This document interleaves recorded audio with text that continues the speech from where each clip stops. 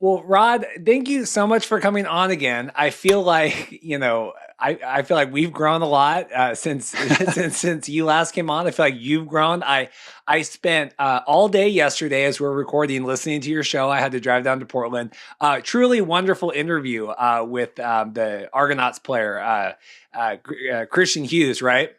Charleston Hughes. I thought that was phenomenal. I love I was getting to know you and Darren and everything else. So thank you so much for coming back on the program.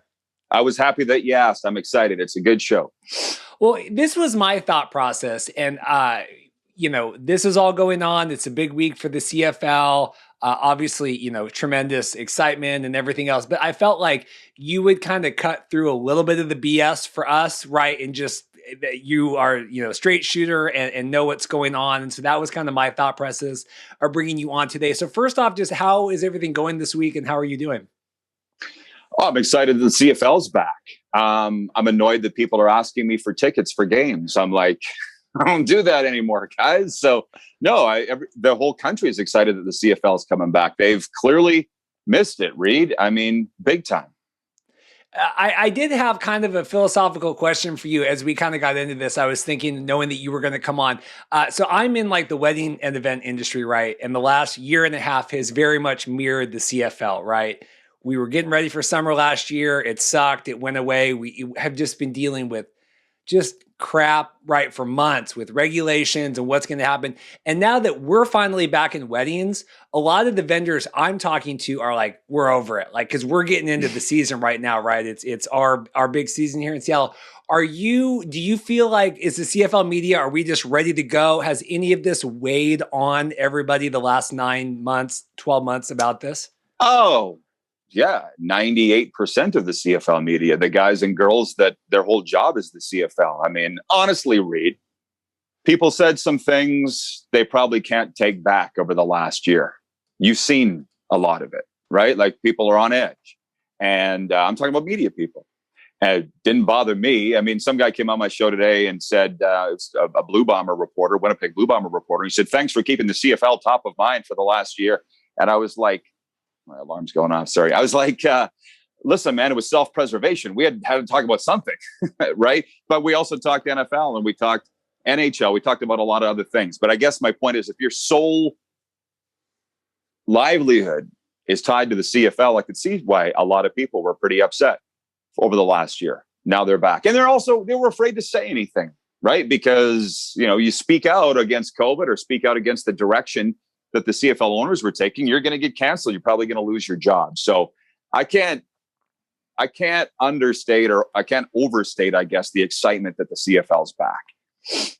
Yeah, it kills me. I get, some of the feedback and they're like, well, why are you talking about this week? Or it's like, we got to do this every week. Like, you got to go 2 hours every day. It's like, we got to talk about something. It's like you said, self-preservation is it's like, what do you want me to do? I got to fill a show here, right? Yeah, that's exactly it. But, before you started recording here, you talked about what's happened since we last spoke. And I'm stunned at the backlash against the XFL merger. And I think the huge elephant in the room here is two things. One, the finances of the CFL weren't great before. It's a miracle they survived COVID through a variety of reasons. Sponsors stayed with them. The government helped them out, paying their staff. There were some private donors that wrote checks for CFL teams to stay alive. So that's just to get them through this year. But how are they going to come out of this year financially? And then that XFL merger is still looming. It's still looming. And when I say I was surprised at the backlash, I mean, I'm not so surprised from the fans, particularly the longtime fans that just love the CFL with every fiber of their being. But you mentioned the Charleston Hughes interview yesterday. I was stunned that he said, why would we hitch to that? I was just... And he's an American, right? I'm like, Charleston, would you not like to go play for the Philadelphia expansion team in your hometown of the XFL? I think he's from Philly. Like, that stunned me, Reid. And it's not just a casual debate, right? People are like downright angry about this stuff. Yeah, I never in a million years. And what's so hard for us, and I think we've talked about this before too, is like, the XFL people, we don't have any skin in the game. We're just happy to be invited to the party. And then you get all these CFL people that, like, the whole game is everything to them. And you're like, okay, well, I can't, when we don't want, we are happy with anything and you only want this, it's really hard to have a debate about that. Or I've noticed, and I've noticed that you don't shy away from it, and you also don't back down. But what's changed since the last time I talked to you is I'm out on arguing or debating anything. And what annoys me a little bit is, like, every single day people are like, Rod, what do you think about this? Rod, what do you think about that? And I'm like, I don't even really want to say anymore because I'm just tired of the arrows coming. Just to give my thoughts, it almost isn't worth it because it's not going to matter what I think or what I say. The CFL owners are going to do what they want to do. But Reid, I guess, we're talking CFL with you today.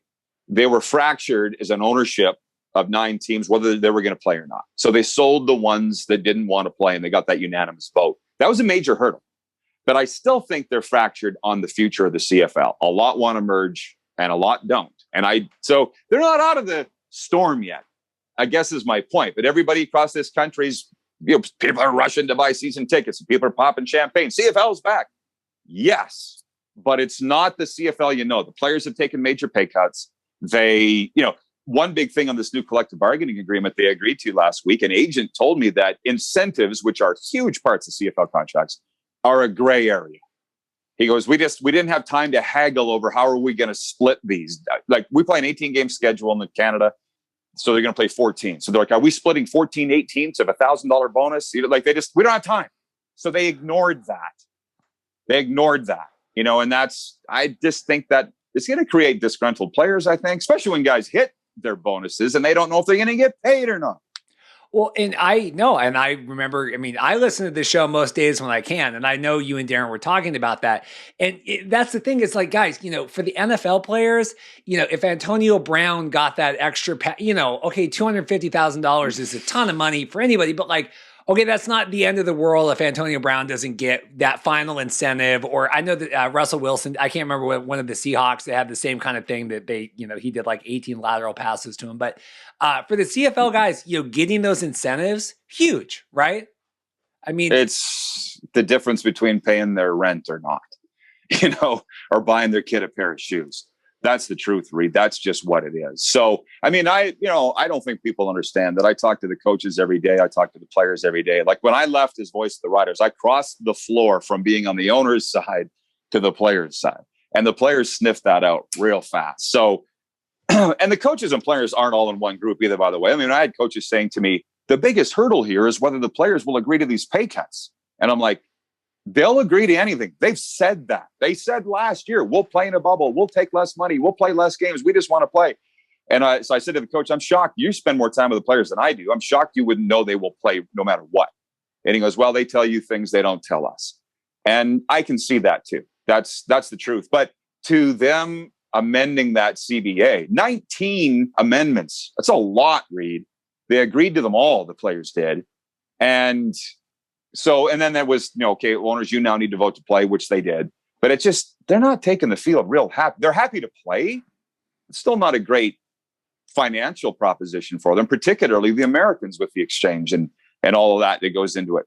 You mean the players some of the players are taking the field unhappy? Because there's been concern that some of the team owners are taking the field unhappy, right?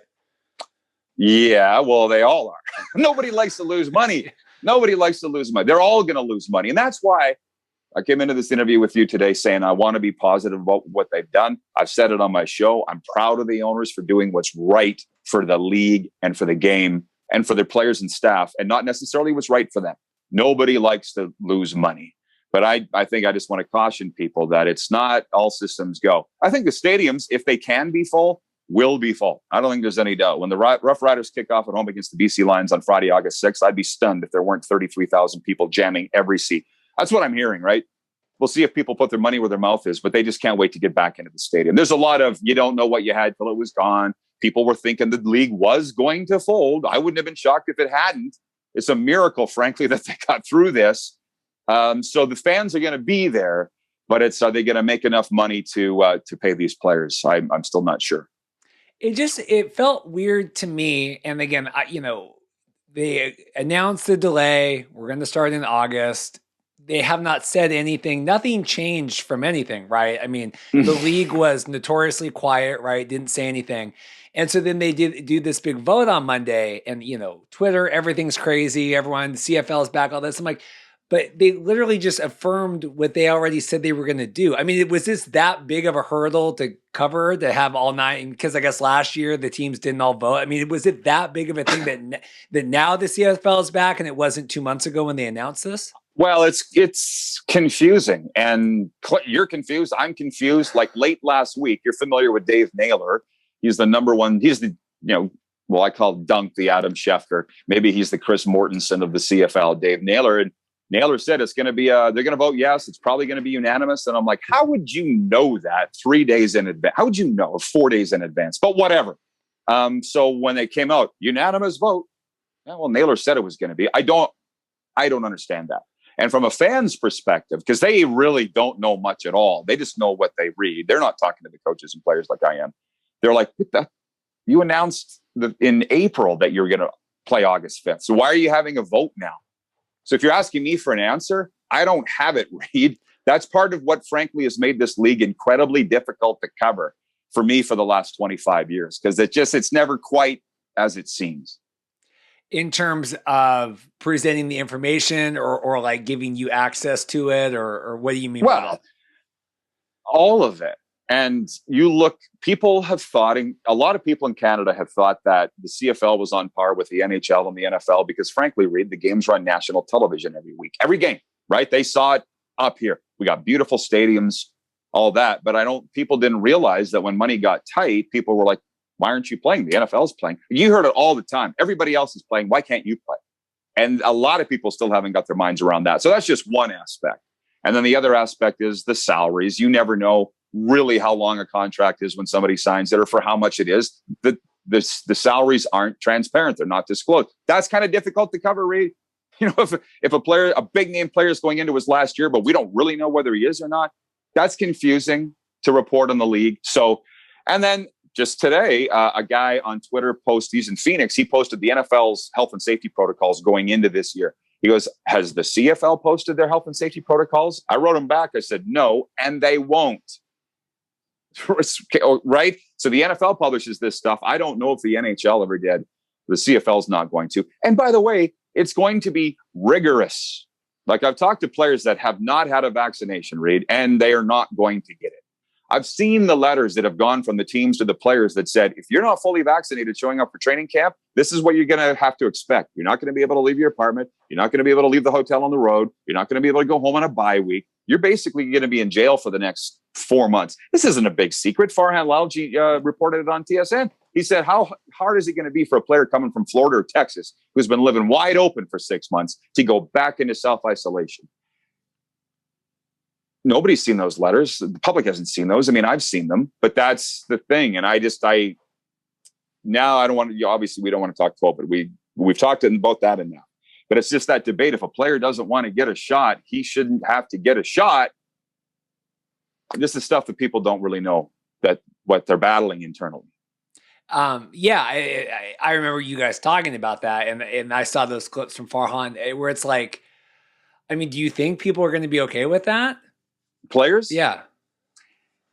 Yeah, I hope that they police themselves. I mean, one comment a coach said to me was, these guys have a tough time following the rules when there aren't any rules. How are they going to follow these rules? And you're not making millions. It was pretty easy to tell a Seahawk to stay in this hotel and you're going to make $5 million US this year, but you're making 50,000 Canadian as an American rookie. And you better love football to do that. Yeah, I mean, that was, and obviously a lot smaller scale, but, with the spring league back in November, the guys weren't getting enough food. So they went out to go get a burger. I mean, it wasn't like they were out partying or doing, they just went to go get something else to eat. Well, they ended up having that. I mean, they had to shut the whole thing down because they couldn't keep the COVID. And that's a lot smaller of a scale, but it has to be even tougher when you have these 9 teams across the whole country. And you and I haven't lived it. Very few people have this bubble life. But I mean, I just did a hockey season, a shortened 24-game season for the Western Hockey League that the Thunderbirds play in. in a bubble here, and the teams had to play in the university or stay in the university dorm for 2 solid months.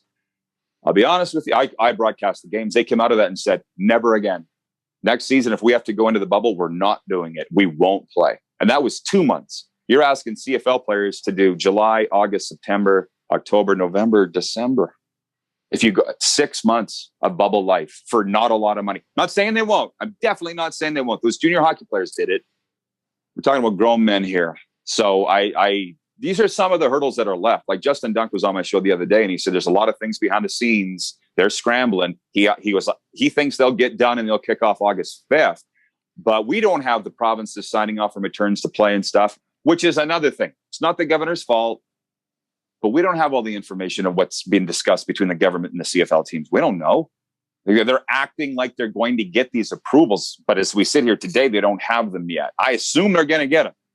They don't have them yet. And to me, that would make me feel a little anxious. Well, and also, I mean, just hiring back all the, right? I mean, some of these staff and things, I mean, besides the players, right? You know, you're going to have to, I imagine a lot of these staff members have been furloughed, right, or laid off, you know, and so we're trying to do all that and do the training camps and do everything. I mean, it's June 16th today. I mean, it does feel tight. Rushed. Exactly. And they're working around the clock. I have no doubt that they want to play. They committed to play and they want to play, which is another thing. I can't believe that it took me this long, which is kind of elementary after everything that I've told you. I got a call on Saturday from a guy from a team, high up executive. And he just said, Rod, just so you know, like we're going to try this on Monday. The vote will be yes, we're going to move ahead. And what I took from that was we're going to start. We might not necessarily finish. Okay. And I think that's a key sentence out of all of it. They're going to start. And for me, that's all I wanted. I think that's all what the players wanted was the attempt to, right? Like I said, I'd rather go down swinging than stand on the edge of the dance floor, right? Which is what they did last year. They're going to go down swinging and maybe it'll all work out. But if there's an outbreak on the Hamilton Tiger Cats, because 30 guys catch COVID, it could spell the end to everything. Do you have faith in the commissioner to kind of see this through to August? Well, I mean, he made us. Yeah, I do. I mean, I don't know how much of it's up to him. I think he's done a lot of his work already. But I mean, convincing all the owners to just play. And then you got to rely on your people, which I know Randy Ambrosi does do that. The people with the teams, his own people internally. I don't know. I'm sure it's insulting to say that he's done all his work. He's got nothing to do now. I'm sure he's got a ton to do. I don't know. You know, we've asked for an interview for him and they said he's too busy. He's lined up with interviews. So he's not hiding. But you know, I was just real impressed a year ago when Roger Goodell stood up and said, we're kicking off at September 1st and the stadiums will be full. Just instilled confidence, right? Now, the stadiums weren't full, but they did kick off.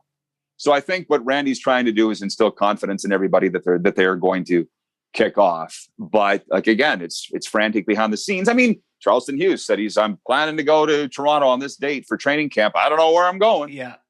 Is that not a pretty good indication that there's a lot of loose ends here? And that can be tied up in the next few weeks for sure. But as of today, like you say, this is the situation.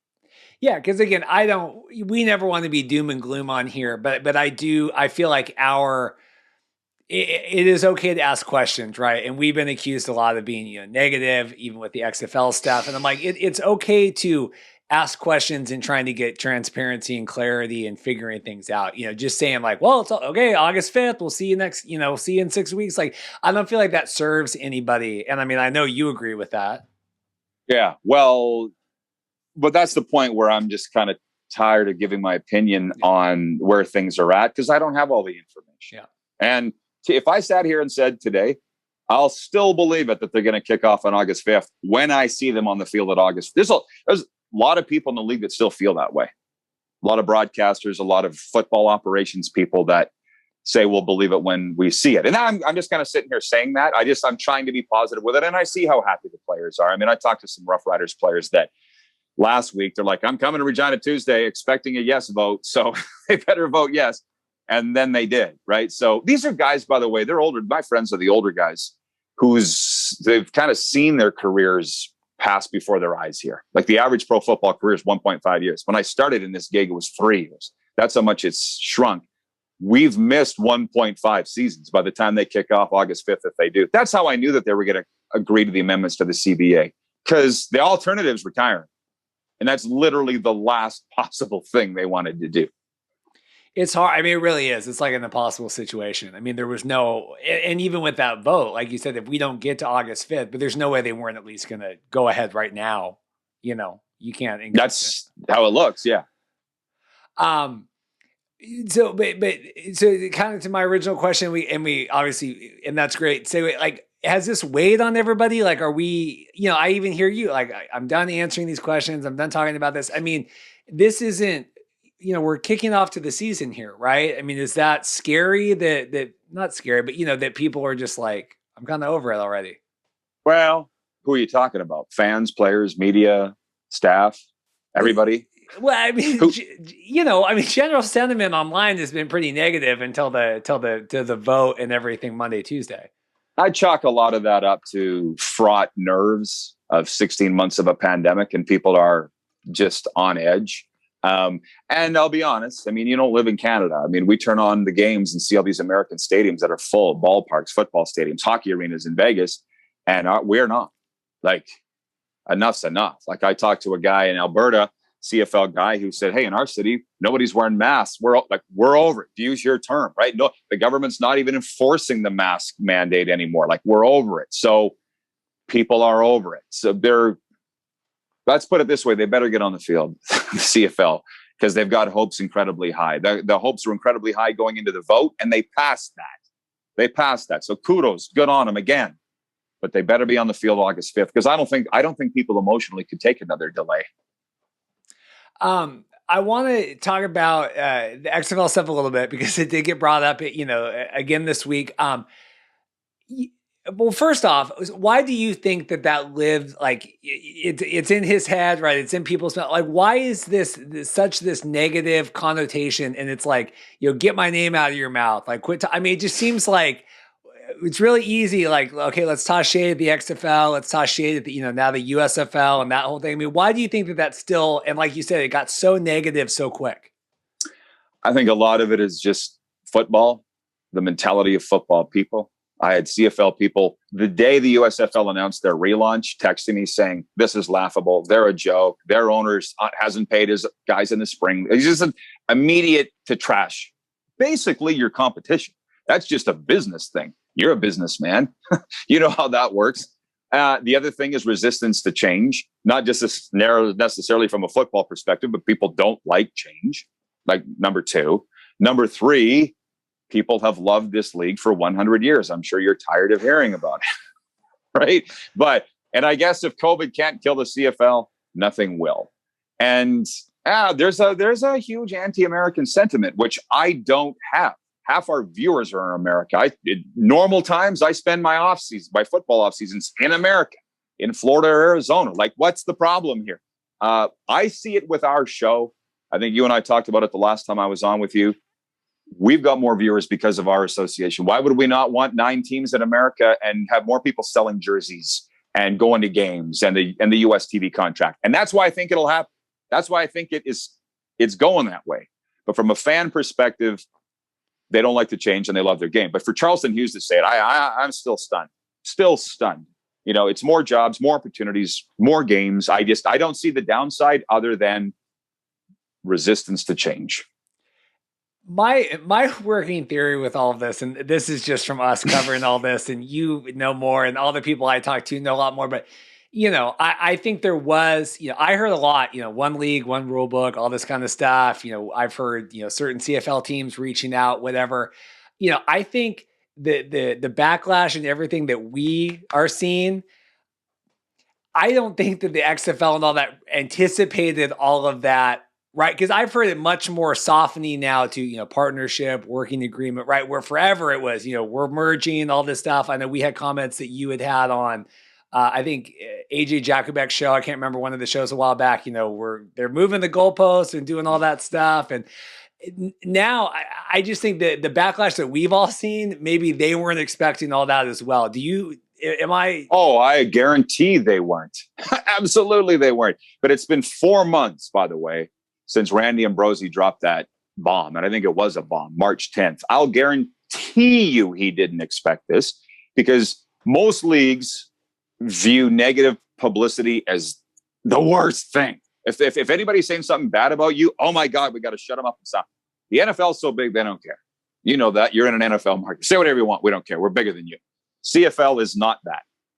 So I'm of the mindset, negative publicity is better than none. You can see that. That's how I roll. CFL does not.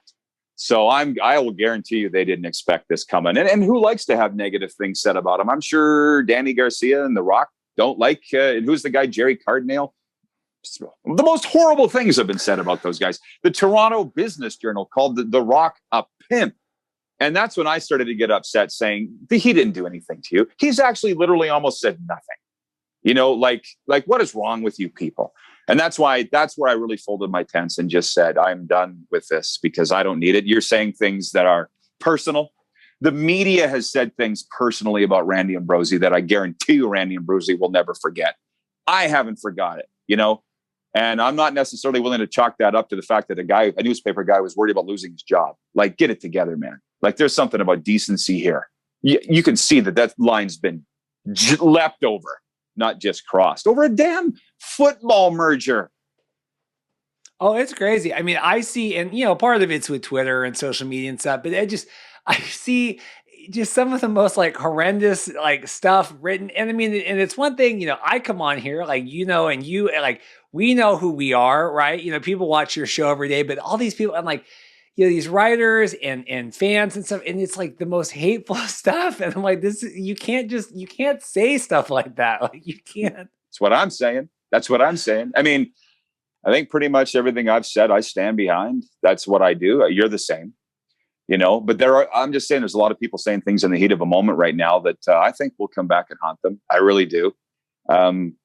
But, you know, back to where we started this. The CFL is going to play their 14-game schedule. 9 teams agreed to it. Away we go.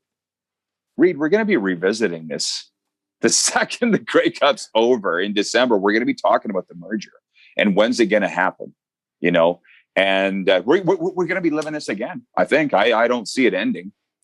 No, I mean, I hope not for our working relationship and everything else. I mean, I feel like I said, you know, I'm someone, and we both, you know, there are many, many more smart, talented CFL media covering all this stuff. Like, we are just blessed to be able to talk to you now, right? Like, that to me, you know, growth is good in that way, right? Where, you know, we were just such a pissant little thing when it was just the XFL. And now that it's involved in kind of this bigger world picture, I'm like, I just can't figure out why people don't get like why that's not a good thing to expand and grow. It's crazy to me. Yeah, well, there's an American football reporter that's pretty tied into the CFL, and he had mentioned to me about the merger. He expects the merger to happen. He's got good contacts in Canada, and he goes, there's a lot of people lying right now and in leadership positions. And back to your question as to why is it so difficult to cover this league, it's that you don't really know who to believe. And that goes back to COVID too. You don't know what politicians to believe. You don't know what health officials to believe and who has an agenda. So that's what's made it very difficult. I mean, I like to think, I mean, a lot of the forefathers of the Saskatchewan Roughriders here, past presidents, governors kind of thing, they're like, listen, if we got to merge, fine. The U.S. expansion in the 90s with the CFL is a great example. There would be no CFL if they didn't do that. And if you got your Roughriders running around in green uniforms and they're playing the Sacramento Gold Miners, who really cares? You know, so it's what you're saying, growth and everything. So I didn't necessarily think they were going to agree to all play unanimously. And I thought that might just infight him into the ground, but they did. So will they find a general consensus on merging or not merging? It's going to be one or the other, you know, and we'll know within the next year. But I have no idea because I don't know who to believe. Yeah, Naylor was on something talking about, you know, if The Rock showed up like a Calgary game or something, you know, what would be the fan reaction? And I responded, you know, Raiders of the Lost Ark when they at the end when all the faces melt, because I'm like, I don't think it would be a positive thing if The Rock or Daniel. That I mean, I feel like it is that negative now. I really, and I know that Twitter is just, I know that it's like the vocal whatever, but it is so toxic. It's not like a little angry. It's so toxic. I got a sense that your feelings haven't been hurt, however, in any of what's been said. No, but it is. I just it's very difficult for me and again, I try to respect all sides and whatever, but it's very difficult for me to have that much of my,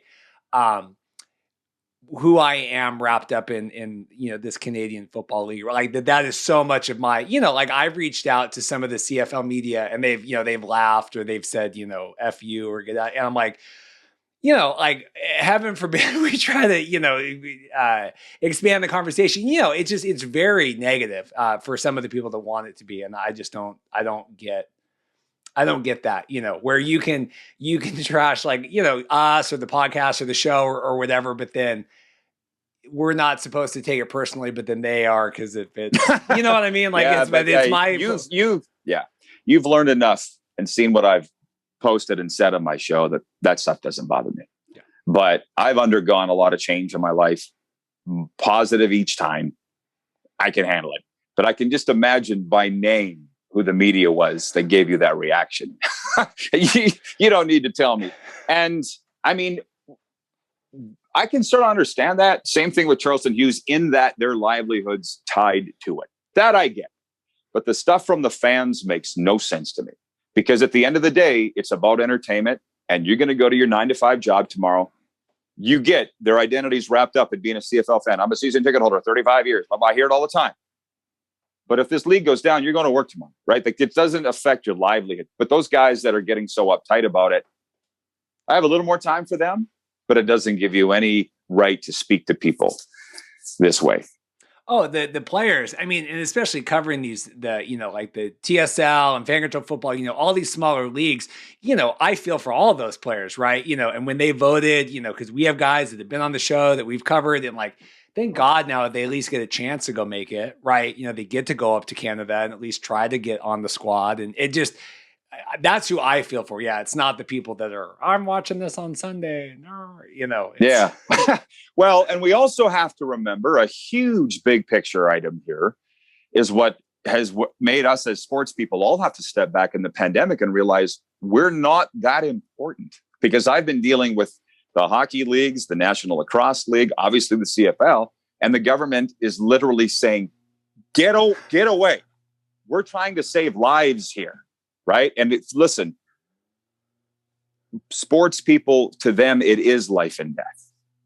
And until now, we had no reason to think otherwise, right? You got 40,000 people showing up to cheer you when you step on the field. Why wouldn't you think that you're the number one thing in the world? Like, it's not their fault.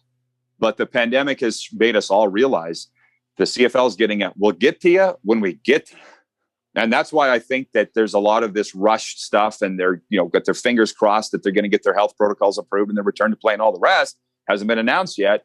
That's been a major slice of humble pie for all of us, but specifically the CFL. I don't want to hold you too long. I'm so thankful. I got one more question for you while I have you here. We've been doing a lot of the C218 stuff, right? The sports betting and all of that. I just wanted to get your take on that, where to me, I feel like XFL talks have really soured as the idea of getting the single game sports betting, getting that cash and everything right. The three down guys, can offset what we lose every year. We can build on that. Do you feel like that those are connected at all, that the CFL's reliance on the XFL maybe is going down as the idea that we can do this Canadian-made solution that like Randy Ambrosie talks about is going up? From what I hear, it's not going down at all. Okay. No, that's what I hear. I mean, you can bet on the CFL, you can bet on the CXFL, but that's not going to change anything. The money from betting is going to be the same whether they merge or whether they don't. But they don't need the XFL maybe as much anymore because they can get the CFL betting. So that's where I'm seeing one like XFL talks with the betting now. Like maybe we can do that instead. That's the first I've heard of that notion. Okay. I still think there's a desire from the majority of people in the CFL to merge at leadership positions. And they also want the betting money. Okay. So yeah, that's just the sense. But I'm not lying to you. Obviously, this is just what I hear. I'm not in those meetings, but I do think it's going to happen. I mean, honestly, although, John Ryan, who you would know well, came on our show and he was also in the Regina Leader Post here saying that he's buddies with whoever owns the Dallas Renegades XFL team. And they told them that there's not going to be any interlocking play. You probably saw that comment, right? CFL stays up here, XFL stays down here, and maybe they play a championship game. I think you had mentioned that, didn't you? That you could see that. I hope that's not the case, because I want to make road trips to Dallas and Tampa and St. Louis to watch games.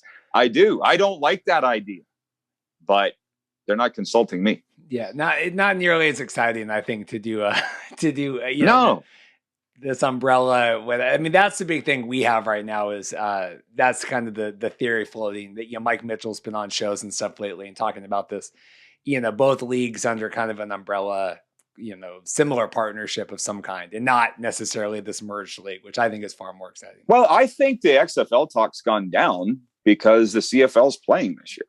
That's why. It's not a coincidence. That would be my guess. And I don't think CFL leaders at this time want any talk about it, because they've seen how toxic it is. You know, they don't like negative publicity. It was a great question by you. Did I think that they expected this? There's no way they could have. And if they had known, I don't think they would have dropped it. You mean like, yeah, that the spoiler, hey, we've been talking. The collaboration. Yeah. We're talking about talking. Yeah, I don't know. I tell you, I just, the longer and just, I'll let you go here, but I remember when you were coming on our show before, and, you know, we started watching your show, and you were talking about, you know, I know this information and people, and where do you know that? Show your sources. And you'd be like, well, what do you want me to do? Like, show text? Like, you know, I feel like we're getting to that now where, you know, we're covering these things and talking with people. And I feel I really get where you're coming from now with a lot of this stuff. And I feel like, you know, not that we're a fraction of how into everything you are, but I do feel like I get that now, even just from the small sliver that we've been covering it. And I can't imagine, I'm sure it's very difficult to have done this for as long as you have. So how do you mean? What do you mean? Well, just that, just stuff with the XFL, and, you know, like we try to talk about stuff on our show and people don't want to hear it. And you're like, well, that's kind of what's happening. They're like, well, you know, unless you can show it in writing, I don't believe you. No. You're like, okay, well then don't. I can't, like, you know, I'm like, what do I gain from lying about anything, right? You know, we hear things, we talk about what we hear, but like we both work way too hard on this to be like BSing and lying about something, right? Like my integrity and credibility is everything. Yeah. Right. So once it's gone, you don't get it back. I know that for a fact. But here's a great example of this. I had mentioned on my show last week, this is what I believe is going to happen. And I said, can you please give me one incident in the last year, incidents where I was wrong? And a PR guy from the team, the CFL, texted me and goes, oh, the fact that you said the MLSE is funding the CFL. And I'm like, I didn't say they're funding the CFL. I said they're running the CFL. Mm-hmm. Big difference. Yep. And if MLSE had decided they didn't want to play August 5th, they weren't playing. They are running the CFL. I don't care. But what that told me because this guy's a really good buddy of mine, PR guy in the CFL. People are only hearing what they want to hear. Yeah. And that's, again, a life thing, not just a CFL fan or staffer thing. So again, why do I even do it? Because you're only hearing what you want to hear, you know? Well, but it's like you said, keeping the CFL as relevant as you have in the last year by covering this. Like you said, if it's not you, then who, right? I mean, who? Yeah, it's like this has to exist, and we have to do these shows every week, or it doesn't. You know, it just doesn't exist anymore. It's people don't get, you know, outside out of mind is very scary nowadays. Yeah, absolutely. And you know, I'm just kind of, you say, how's my week then? I think about Pat McAfee saying whenever he said it that COVID killed the CFL. We kind of thought that it did. You know, if Pat McAfee says it, it's probably true. And lo and behold, COVID hasn't killed the CFL. It's a miracle.